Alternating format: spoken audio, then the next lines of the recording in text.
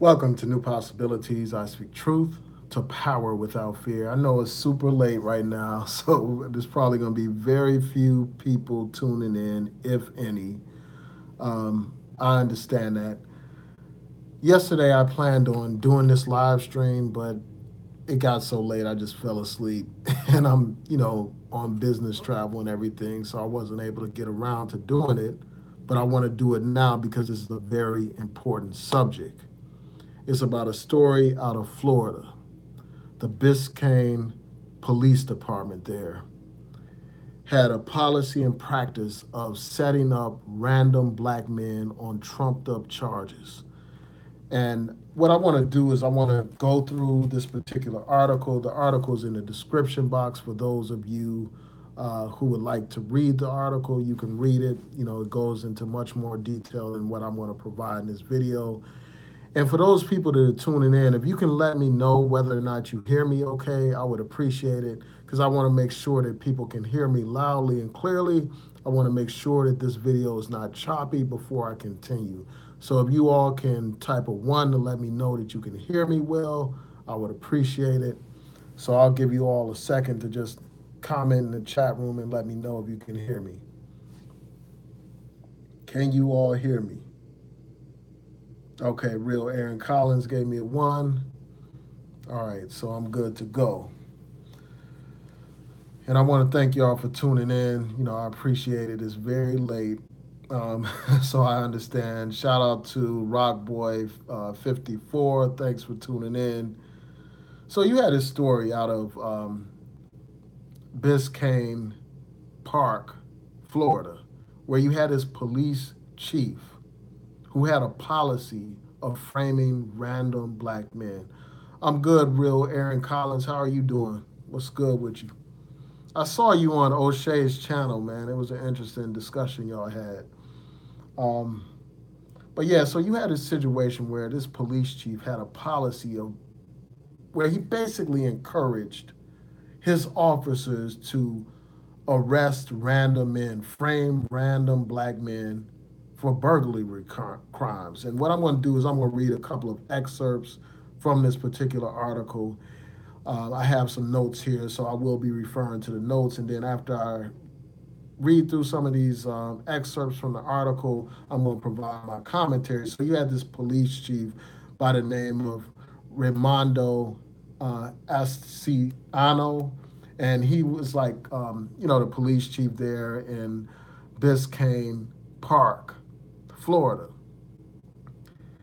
He basically pressured his staff into stopping random black people to clear their caseload. So, for instance, there were some outstanding burglaries that hadn't been solved, people hadn't been arrested for those crimes. So, to clear their docket of cases, unsolved cases, they basically instructed officers to stop random black men at night and charge them with these crimes. They would stop people, and if they found that they had some kind of criminal record in the past, then they would use that to frame the person for these current charges of burglary, even though there was no evidence connecting these people to the crime. They would randomly uh, charge these black men with these open cases in order to make it seem like they were clearing all their cases up, solving all their problems. And they basically told them this, like the chief of police and the other people in the hierarchy basically said this. They said if you see somebody black walking through the street at night and they have some kind of criminal record, arrest them so that we can pin them for all these burglaries. That's what they were told. And because of this policy, they had a 100% clearance rate, meaning that all their crimes were solved. All these burglary crimes were solved.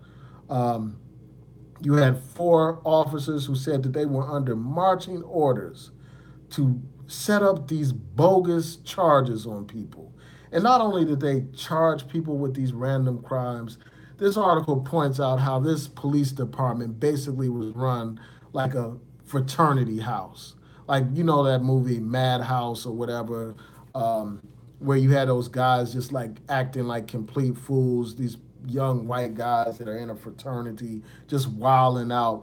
Well, they said that basically this police department had officers behaving like this. Not only just the regular rank and file officers, but the higher ups on the job. While they're on the job, they are drinking on duty. That's one of the things that happened. Also, you had financial shenanigans, according to this article. You had officers routinely spouting racist and sexist insults. And I'm going to go into that a little bit later. I'm going to talk about what one of these officers, who was the second in command, had to say. So now these people have been indicted on federal charges. They are charged with violating civil rights of these people that they stopped. And there was one African American teenager in particular that they tried to set up and frame on some burglary charges that he was completely innocent of. But they just said any black man would do, any black boy would do that has any kind of criminal record. Also, it says that they falsely pinned four burglaries on this one teenager just to impress village leaders. So just to impress the leaders to say, well, we got these burglaries solved, they framed this African American teenager. And also, this particular police chief, the thing that's very disturbing about this situation is that this particular police chief had worked for another police department. And he was accused of forging records, forging a notice to appear, like putting somebody's name on this notice to appear, forging their name onto it so that they could, you know, be able to, arrest this particular person. So this officer, and because of that, he was let go or he had some kind of sanctions or whatever. But somehow, despite that record of forging documents, this man managed to become the police chief of the Biscayne Park Police Department. He went from one police department to another police department. This article also points out how the second in command said this. He said he doesn't want niggers, faggots, and women bitches working for the Biscayne Police Department. This is what the second in command had to say. So needless to say, these officers are under indictment. The police chief, he resigned in 2014, but, the case continues. He's being brought up on federal charges, and that's the reason why people are talking about it now. And also, there may be other charges against some of these other officers involved. So there are a couple of things that I want to highlight in this, and then I'll go through your comments in the chat room in a second. The first thing is this. Like I've said this on many occasions, I don't trust police, period. Like when they say one thing, I don't trust their word. Their word has to be backed up with actual evidence because too often these police fabricate evidence, as you see in this situation, where they are framing random black people that they happen to see on the street. So this causes people to lose any kind of trust in the police department at all. And this is not something that's confined to Florida or to this particular police department. I've told you all about stories here in Baltimore where you had these police engaging in all kinds of illegal activities. These police have been accused of running around with fake guns, toy guns or whatever, so that they could set people up, so that if they shot somebody and that person was unarmed, they would be able to stage the event to make it seem like they had reasonable fear for their safety when they shot and killed these people. Also, they were caught planting drugs on people on video. This stuff has been caught on video in Baltimore. So you see stuff like this all the time. So that's why I don't give police the benefit of the doubt. That's why I don't trust anything they have to say. And then when you see all these incidents of police brutality, I mean, the trust between the black community and the police is completely gone. And that's part of the reason why you have a don't snitch culture in the black community because people cannot trust the police. The police are not reliable. They set people up, they lie on regular basis. They commit crimes against the black community, whether we're talking about harassment, whether we're talking about police brutality and these modern day lynchings that take place in our communities. This is a very serious situation. And anytime you can't trust the police, the people that are entrusted to enforce the law, anytime you can't trust those people, then the whole system collapses. When you have a criminal justice system where you have these police making up charges on people, setting people up, framing people. When you have that kind of situation, the people have no reason whatsoever to be confident in the criminal justice system, to have any kind of confidence or faith in the system. I wonder how many other black men are sitting in jail tonight on trumped up charges, on some made up charges.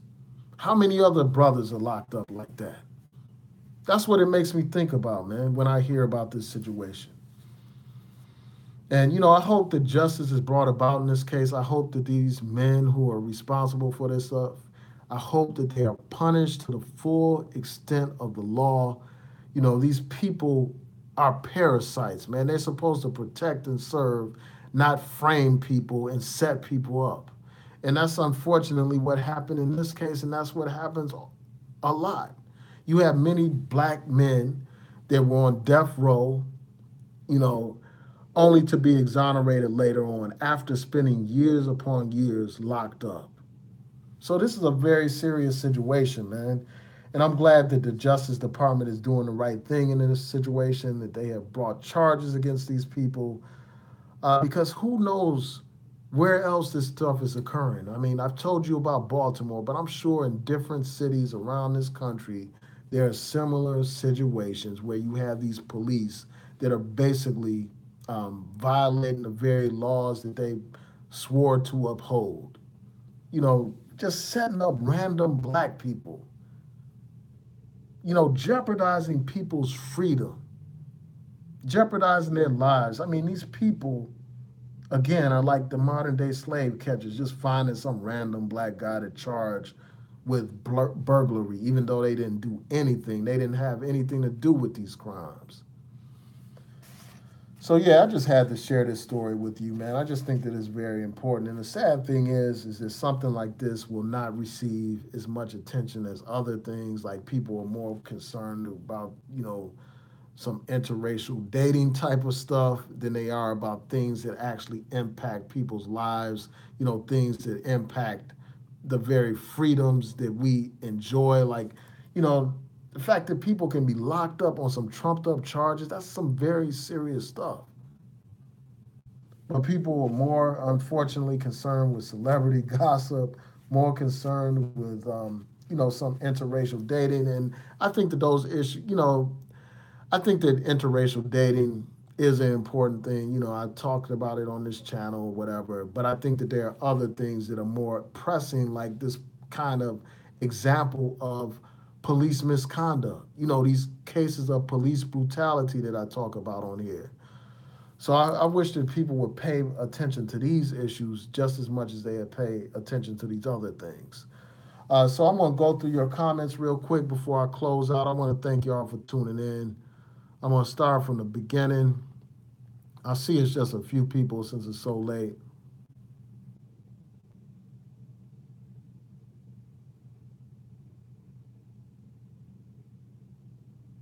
So Rock Boy said down here they call it Jump Out Tuesdays and Thursdays. What's up, Confidence? Thanks for tuning in.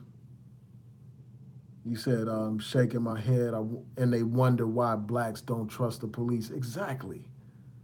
Anytime you have a police department that engages in this kind of misconduct, where they're framing people, they're lying on people, setting people up, Anytime you have a situation where black men and black people in general are regularly harassed by the police, like the situation in New York City, where they had a stop and frisk program where they were randomly stopping innocent black and Latino men and women for no just reason at all. And most of the time, they didn't find any kind of contraband or anything illegal, but they felt like they were entitled to stop black people and harass black people. So all those kinds of practices, the practice of police brutality, these killings of all these unarmed black men, all that does is erode the trust between the black community and the police. And when you don't have trust between the police and the people, then you have anarchy and you have the proliferation of violence and other types of crimes in our communities. Peace Information Man Show. Thanks for tuning in.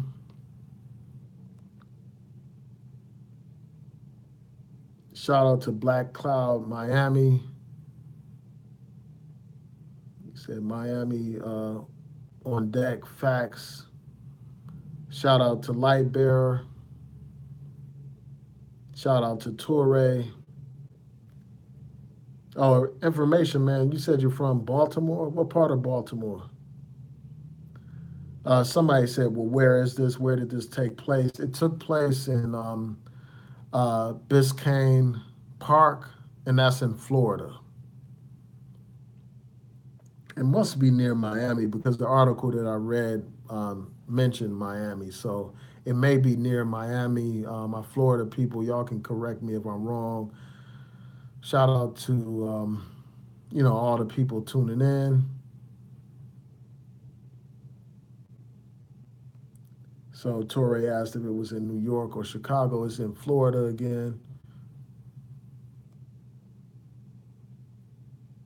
Yeah, information show mentioned the drop guns in Baltimore, like how these police basically had these guns that they can drop to set up the scene to make it seem like they were justified in killing black people. And we saw this with the Walter Scott situation, man. We saw how that police officer gunned that brother down, shot him in the back in South Carolina, and then he tried to stage the scene to make it look like the brother was resisting him or trying to attack him or whatever. And later he was exposed. So Ross said you're in Baltimore too. Wow, that's a lot of people. That's a few people. Yeah, they have been brought up on charges. There are federal charges against at least the chief of police, excuse me, in Biscayne Park. Charges have been filed against him, federal charges. The Justice Department has gotten involved, and he faces some serious time and punishment for this crime. And there may be others that will be indicted. But man, and another point that I wanted to highlight before I close out is, these racist statements that this second in command allegedly said, talking about how he doesn't want any niggers or faggots or women bitches working for Biscayne Park Police Department.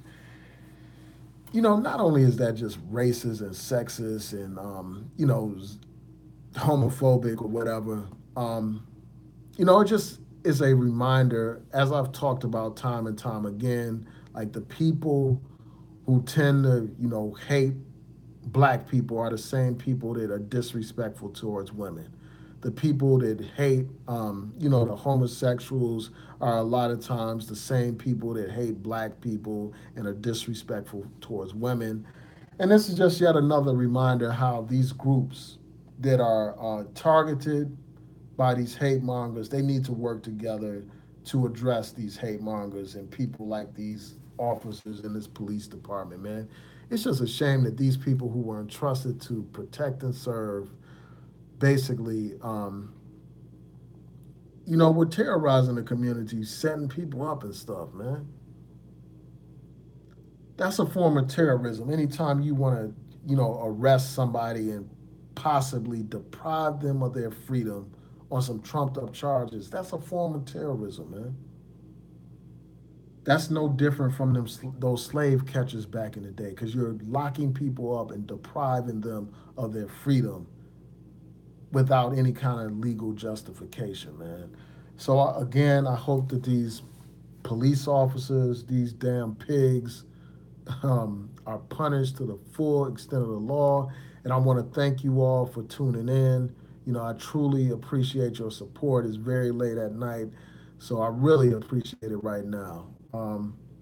So, with that, I'm going to say peace and blessings to each and every one of you. Please like, share, and subscribe. Peace.